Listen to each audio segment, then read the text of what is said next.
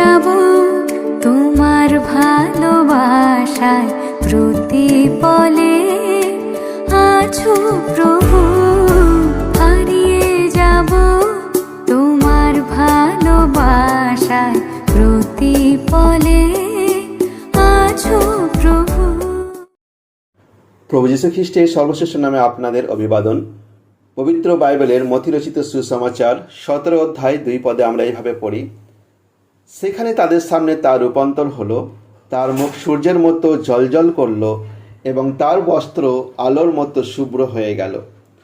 এখানে আমরা প্রভুর রূপান্তরের ঘটনাটি দেখতে পাই। যখন তিনি তার শিষ্যদের সামনে রূপান্তরিত হলেন, তখন তার দেহের প্রকৃতিতে কোনো পরিবর্তন হয়নি। যে মানব দেহে তারা আগে দুর্বলতা ও সীমাবদ্ধতা দেখেছিলেন, সেই একই দেহে তারা তার পরাক্রম ও মহিমা প্রত্যক্ষ করলেন। এটি এমন এক প্রকাশ ছিল যেখানে তারা তার মধ্যে মানবত্ব ও ঈশ্বরত্বের পরিপূর্ণতা দেখতে পেলেন। মানব দেহে ধারণ করে তিনি তার ঈশ্বরীয় মহিমাকে আচ্ছাদিত করেছিলেন এবং নিজেকে নম্র ও দীন করেছিলেন। তিনি দাসের রূপ ধারণ করেছিলেন এবং ক্রুশের মৃত্যু পর্যন্ত সহ্য করেছিলেন, যাতে যে কেউ তার উপর বিশ্বাস রাখে সে পরিত্রাণ লাভ করতে পারে।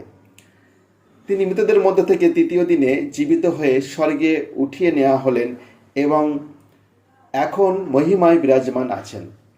এই রূপান্তরের মাধ্যমে তিনি প্রমাণ করলেন যে পরমেশ্বর জ্যোতি, তিনি জ্যোতির মধ্যে বাস করেন এবং তার মহিমায় তেজে পরিবেষ্টিত থাকেন। মহিমা ও ঐশ্বর্যে যিনি শীঘ্রই এই জগতে রাজত্ব করতে এবং প্রকাশিত হতে আসবেন, সেই প্রভু যীশু খ্রিস্টকে আপনারাও যেন প্রভু ও ত্রাণকর্তা হিসেবে গ্রহণ করতে পারেন, পরিত্রাণ লাভ করতে পারেন। পরমেশ্বরের কাছে আপনাদের জন্য আমাদের এই প্রার্থনা। ধন্যবাদ।